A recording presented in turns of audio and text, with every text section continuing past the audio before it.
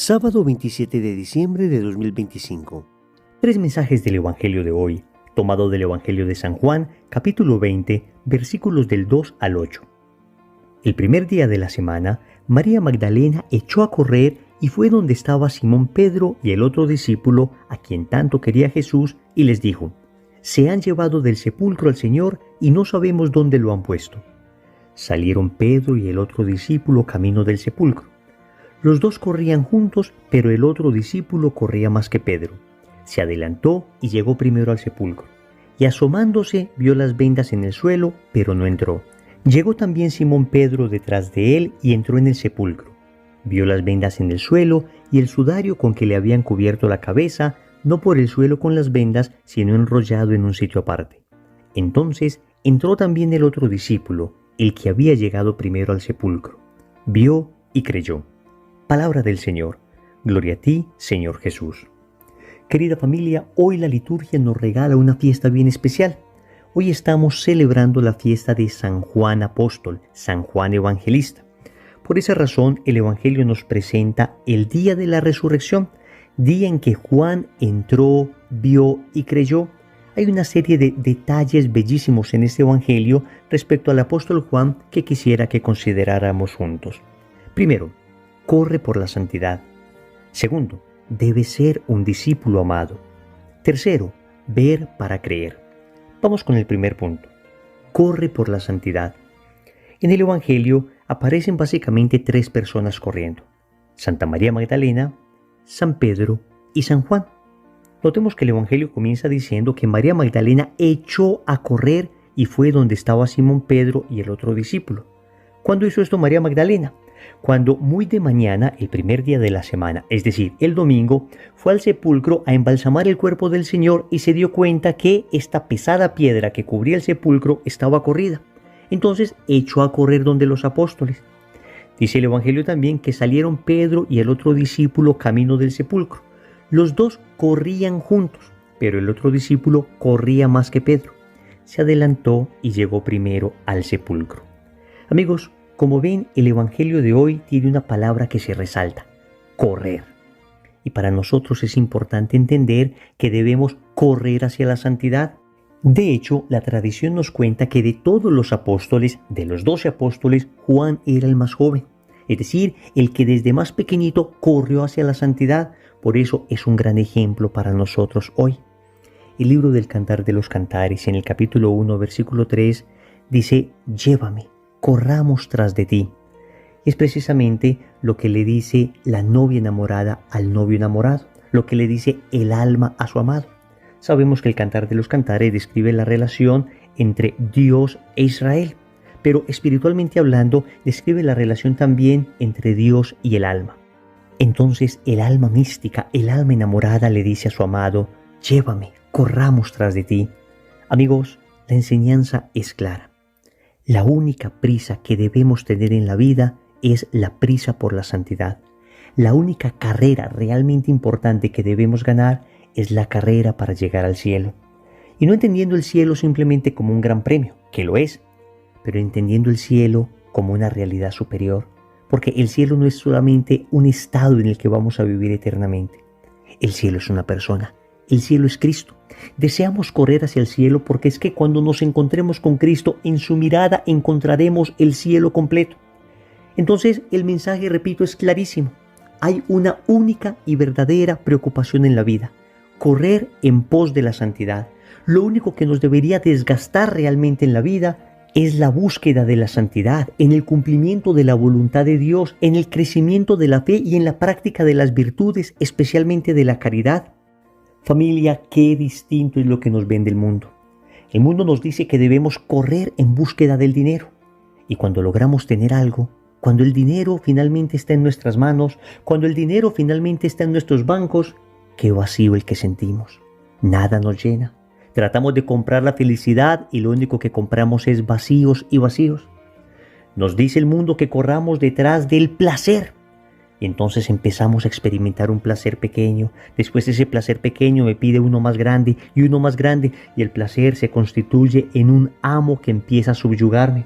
Y el placer termina siendo una trampa de la que es imposible salir sin la ayuda de la gracia. Entonces corrimos desesperadamente detrás del placer y lo único que encontramos fue esclavitud. O tal vez nos dijeron que debíamos correr detrás del poder y el mundo nos dice que debemos ser poderosos, escalar puestos, tener posiciones, ser reconocidos, aparecer, figurar. Y cuando de repente se tiene todo esto, qué tremendo vacío, qué tremenda soledad, qué doble vida la que llevan tantas personas que hoy son famosas, aplaudidas, admiradas, y que de repente, cuando por ahí en alguna entrevista abren su corazón y revelan lo que hay adentro, nos damos cuenta que son vulnerables, son frágiles, que tienen unos profundos vacíos en sus corazones y no los juzgamos, rezamos por ellos. Pero esto nos ayuda a entender que estas son ilusiones y no podemos correr detrás de esas ilusiones, debemos correr detrás de Cristo, que es el único que nos puede llenar el corazón. Recuerdo un sabio sacerdote que nos proponía un ejemplo a este respecto. Nos decía que nos imagináramos que Cristo era una gran luz que estaba en el horizonte y que nuestra vida debería ser correr hacia Él, pero que desafortunadamente el mundo nos ha engañado. Hemos dado un giro de 180 grados, le hemos dado la espalda a Cristo y empezamos a correr detrás de nuestra sombra. Naturalmente, si el sol, si la luz está detrás, entonces la sombra se proyecta hacia delante de mí. Luego, mientras más corro detrás de esa sombra, más lejos está la sombra de mí. Nos decía el sacerdote que la conversión es un giro de 180 grados, volver a mirar hacia el que es la luz, empezar a correr hacia Él definitivamente, y nos daremos cuenta que mientras más corremos hacia Cristo, esa sombra más se acerca a nosotros, y que justo cuando estemos debajo de esa luz que es Cristo, la sombra estará justo debajo de nuestros pies.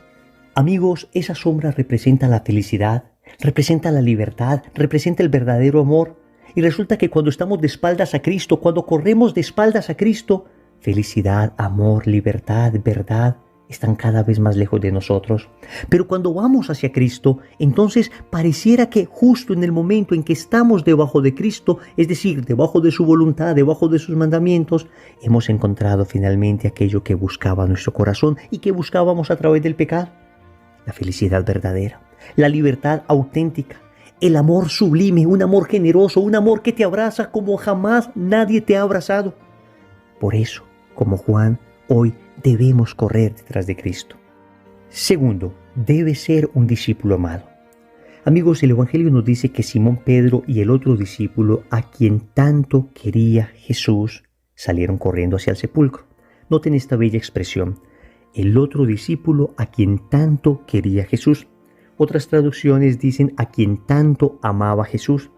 La tradición ha reconocido en esta persona al apóstol Juan. De hecho, es una expresión que aparece 6 veces en el Evangelio de San Juan. Y San Juan nunca se menciona a sí mismo por su nombre en el Evangelio. Esto naturalmente lo hace por humildad. Pero volvamos al tema del discípulo amado. Hoy la liturgia nos propone al apóstol Juan para que lo imitemos. Y entre muchas razones por las cuales podríamos decir que el Evangelio lo llama discípulo amado, entre las muchas razones por las cuales Jesús le llamaba así mi discípulo amado, podríamos resaltar fundamentalmente 3. En el Evangelio de Juan, en el capítulo 13, versículos del 23 al 26, aparecen 2 de ellas. Estamos en el contexto de la última cena. Y lo primero que hace este discípulo amado es obedecer a Pedro. Una primera característica que yo quisiera resaltar hoy del apóstol San Juan. En el contexto de la última cena, dice el Evangelio que uno de sus discípulos, el que Jesús amaba, estaba en la mesa al lado de Jesús. Obviamente Juan. Simón Pedro le hace una seña y le dice, pregúntale de quién está hablando. Familia, esto sucede inmediatamente después de que Jesús ha dicho que uno de sus apóstoles lo va a traicionar. Entonces, noten lo que sucede. Pedro le dice a Juan que le pregunte quién era y efectivamente Jesús le va a contestar que es Judas. Pero acá lo interesante es que Juan obedece a Pedro. Y en el Evangelio de hoy, de hecho, vemos que Juan llegó primero al sepulcro, pero por respeto con Pedro no entró. Esperó que primero entrara Pedro. Familia, el Papa es el sucesor de Pedro y le debemos una enorme reverencia, un enorme respeto. Pero hay otra característica del discípulo amado y es que es un discípulo eucarístico. Noten que Juan pudo preguntarle a Jesús aquello que Pedro le dijo que le preguntara porque Juan estaba al lado de Jesús y Jesús estaba confeccionando la Eucaristía. El Evangelio sigue diciendo que Juan recostó sobre el pecho de Jesús su cabeza y le dijo, Señor, ¿quién es? El Señor le respondió, es aquel a quien dé el bocado que voy a mojar.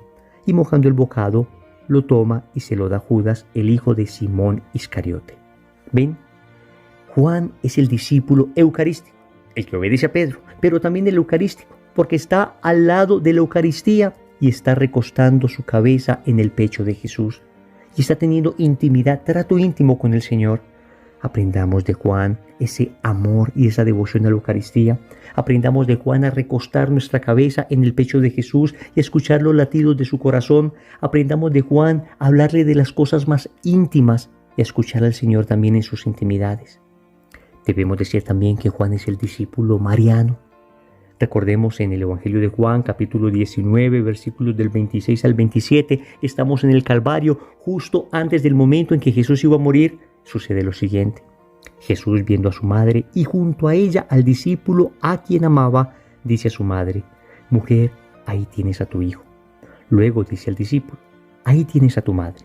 Y desde aquella hora el discípulo la acogió en su casa. ¿Ven qué hermoso esto? Juan es el discípulo amado.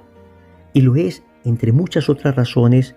Primero, porque obedece a Pedro, porque lo respeta.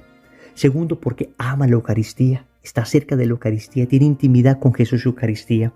Y tercero, porque recibe a María y la lleva a su casa. Debemos ser como él, discípulos amados, profundamente amantes del Papa, profundamente eucarísticos, profundamente marianos. Tercero, ver para creer. El Evangelio concluye diciendo que Juan entró también al sepulcro, vio y creyó. Querida familia, esta es una expresión tremendamente importante, porque en este mismo capítulo 20 del Evangelio de San Juan, en la segunda aparición del resucitado a sus apóstoles, cuando el Señor recrimina la incredulidad del apóstol Tomás, le dice en los versículos 28 y 29 lo siguiente: porque has visto, has creído. Dichosos los que no han visto y han creído. Familia, Juan vio y creyó. El Señor dice: dichosos los que creen sin haber visto. Estamos hablando de Juan como un tipo, como un modelo de discípulo, que debemos ser como él, discípulos amados. Pero noten que Juan también tuvo su momento de crisis de fe. También necesitó ver para creer. Lo que estamos diciendo es que aún a pesar de todas las cualidades que hemos descrito de Juan, a pesar de todo lo que hemos resaltado de su figura, él seguía siendo un discípulo que necesitó caminar más y más hacia la santidad. Él necesitó ser un apóstol que superó las pruebas de fe que todos necesariamente vamos a tener. Juan tuvo que ver para creer, aunque el Señor dirá que bienaventurados los que creen sin haber visto. Juan, siendo discípulo amado. Entonces, queridos amigos, tranquilos. Hay momentos donde tenemos nosotros también crisis de fe y el Señor socorre nuestra débil fe, se nos manifiesta. Qué rico que tuviéramos el nivel de santidad suficiente para creer sin ver. Hay muchos santos que lo han tenido. Ese nivel de fe que les hace dar pasos incluso en la más completa oscuridad. Pasos decididos hacia el Señor sin saber y sin ver nada hacia adelante. Pero también sucede que grandes santos han tenido que ver para creer. Amigos, si han tenido crisis de fe, como yo las he tenido, como todos las hemos tenido, no se preocupen. Solo tienen crisis de fe las personas que tienen fe. El Señor viene a socorrernos, el Señor viene a ayudarnos, el Señor viene a confirmarnos en la fe. El Señor viene, si es necesario, a mostrarnos. Si no fuimos capaces de creer antes de ver, entonces nos mostrará para que veamos y creamos como el apóstol Juan. Eso sí, mantengamos un corazón humilde y un corazón dispuesto, porque también sabemos que hay personas que aunque vean frente a sus ojos a Jesús resucitado, no creerán, como fue el caso precisamente de los soldados que estaban guardando el sepulcro. Vieron a Jesús resucitado e inmediatamente se fueron donde los sumos sacerdotes a contar lo que sucedió y se dejaron sobornar y terminaron diciendo que en realidad los apóstoles se habían robado el cuerpo del Señor. De manera que lo más perfecto sería creer sin necesidad de ver. Sin embargo, muchos de nosotros necesitamos ver para creer.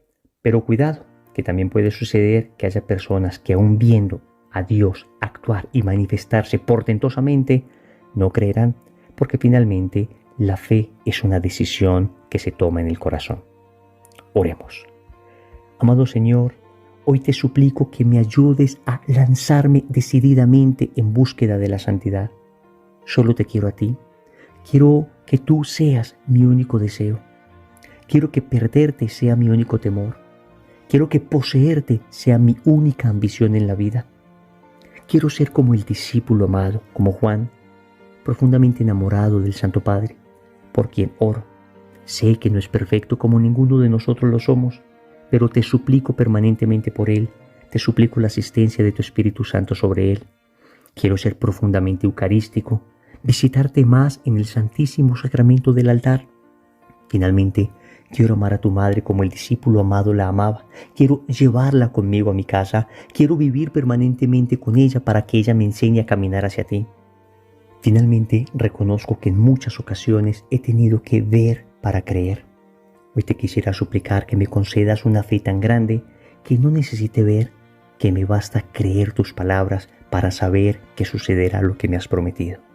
Señor, dame lo que me pides y pídeme lo que quieras. Amén. Recordemos entonces, primero, corre por la santidad. Segundo, debes ser un discípulo amado. Tercero, ver para creer. Compromiso.